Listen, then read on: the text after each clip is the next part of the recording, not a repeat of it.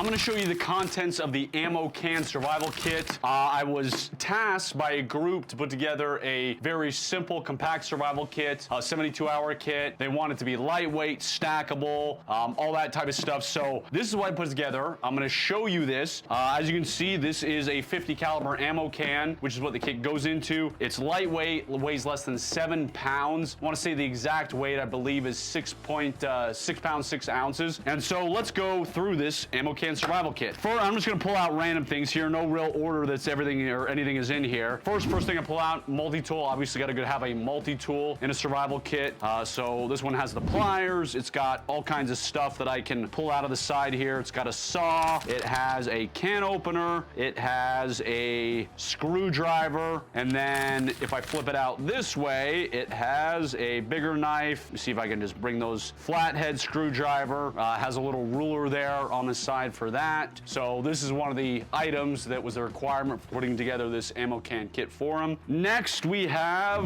one of these Mylar blankets. So these are the emergency Mylar blankets. They shield up to 90% of your body heat in a survival kit. And they were mostly, where were they putting this? I'm trying to think. They had this in cars, some dorm rooms for some kids. They also had some in offices and houses. But for the car, you may get stranded in winter. You never know what's going to happen. So you wrap yourself in this Mylar emergency blanket, and will keep you a heck of a lot warmer if, heaven forbid, you find yourself in that worst case scenario. Next are matches. Of course, you want a way to start a fire, especially because a lot of people were putting this in their vehicles. So if you get stranded somewhere, these are the waterproof matches. You get 2 packs of the matches. That way you have 80 matches total, which hopefully should be plenty of matches if you're having to start a fire to stay warm or to cook food or whatever the reason. Next, I put some playing cards in here. These are the Spine Survival playing cards. And if you are in some crisis situation, if you're stranded, well, entertainment can certainly help boost morale. And I can tell you from the spy world is if you have to hunker down somewhere, you want a good deck of cards. So the cool thing about these cards, and hopefully I'm not going to drop them when we have to play a 52 card pickup now, was that each card has a survival tip on it. So you're going to learn something from each of these survival cards, like the, let me see, how to avoid express kidnappings, the time of day I would kidnap you, how to avoid being kidnapped, the $1,000 dead drop scenario, how to get a spy or criminal to blow their cover, water survival checklist,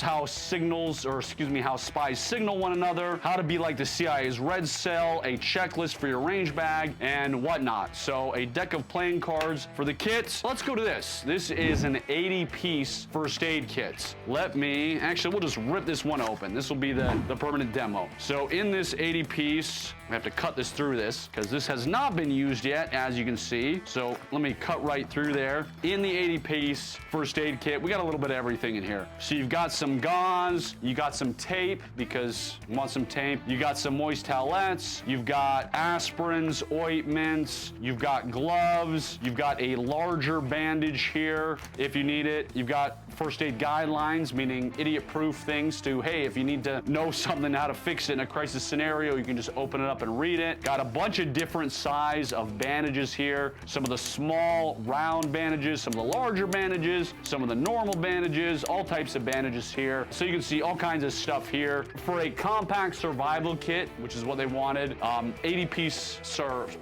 first aid kit, so it's got a little bit of everything. Next in here, emergency ponchos. 2 of them. In a crisis scenario, obviously you can use a poncho to have water kept off you, but you can also use it to build shelter. And I will tell you from being in rougher situations, anything that helps boost morale is good. So yes, you can still survive if you're sopping wet, but you're not as miserable. So that's why 2 of these are in here. Next, speaking of being not as miserable, there is some tissue. And I have been in survival training situations. And if you have to use something else besides tissue to wipe your bottom, it is not fun. You never get used to it. It is never an enjoyable experience. As I said, ask me how I know. So it doesn't matter if you're using leaves or pine needles. I never got used to it. It's miserable. So you've got tissue, whether you gotta wipe your nose or wipe something else. And of course, you can use this to start a fire. You can use this as kindling if you need to do that. Going down the line here, this is an emergency radio. I'll pop this bad boy out of the box for you and hopefully not destroy the box too much, or maybe I will. So let me see. So I got an emergency radio, and I can't remember if I put battery. I did put batteries in this one. Compact emergency radio. Let's see. Let's turn this thing on and get some tunes cranking if we can. I'm gonna see if I can find anything good here. All right, we got a little classic rock there. So, I can turn it down so you can hear me now. Get it off the tuning. There we go. Turn it off. Okay. It's got AM. If it's got FM, in a crisis, you can clearly listen to the weather or listen to news reports or whatever you need, or listen to classic rock, because you can never go wrong with classic rock. So it's got that small compact radio, another emergency blanket. So it's got two of them. I already mentioned and went over the emergency blanket and how important it is. So I'm not going to delve into that again. Has a little tactical folder here. This is a latch stitch knife. Obviously, you want to have a knife in an emergency kit because they can come in so handy. They're so versatile, and this is the knife that is put in it, and also one of the knives I have in all my various gear and all my stuff. So we'll pop that down there. Has a small emergency flashlight. The reason I like this flashlight and the reason I put it in here for the group that I made this kit for is because it doesn't take batteries. So for this, all I got to do is crank it up here, you know, crank it a few times, and then I'll actually turn it on so you can see it. And I don't know how if you're gonna be able to see how it is right now because we're kind of in a well-lit area, but I just crank it up and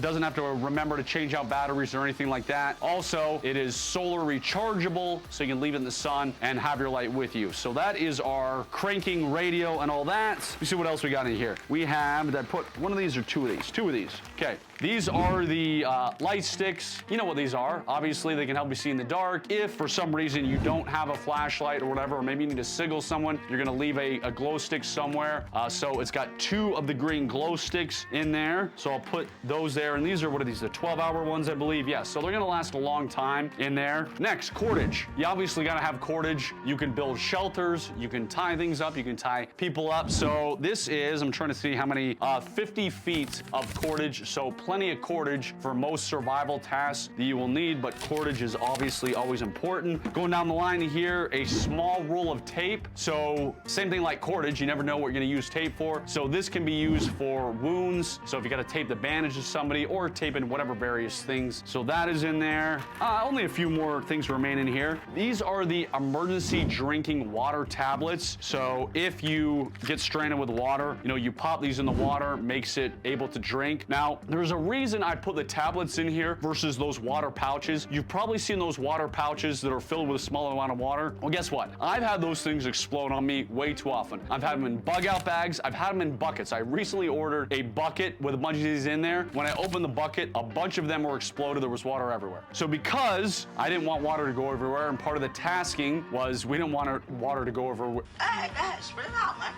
Go everywhere, excuse me. We have these little tablets, so the water purification tablets do an awesome job. I've had to use these in training and also various sundry places throughout the world, and they do great, which is why they're in there. Let's see, a whistle. Do I really want to make myself deaf? Yeah, why not? We'll blow out my eardrums, perhaps. So this is a survival whistle, obviously for signaling. If you get lost in the woods, if you got lost somewhere, you can signal for help. So I stopped blowing as loud as I could because it was getting too loud. So yes, good survival whistle, that works. And then last but certainly not least in our ammo can survival kit is food. So these are the food bars, the Coast Guard approved food bars, and we'll pop one of these open. They actually taste a lot better than you think they will. So I'm gonna open one of these right now. I had my kids eat some of these and they actually ate them. They were surprisingly good. They almost taste like some kind of cookie. So let me open this fully up. You can see what it is. So they come and, well, we'll just pour them all out so you can see as everything goes over. So they come in these small bars. So you don't have to obviously eat everything at once. It is a bunch of these small bars that it comes in, and it comes with two of these rations of food bars. And like I said, we'll open one of these up so you can see what it looks like. And in a crisis situation and you're hungry and want to stay alive, you'll eat anything. And luckily it doesn't taste disgusting.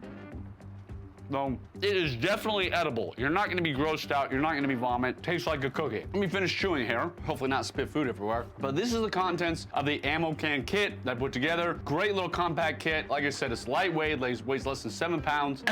There we go, I got it down. Weighs less than 7 pounds, stackable, portable. If you want one of these, go to ammocankit.com. You can grab one of these for your family, friends, like the group that I made this for. Again, ammocankit.com, and hopefully you learned a thing or two and you might see an item that you want to add to your own emergency gear.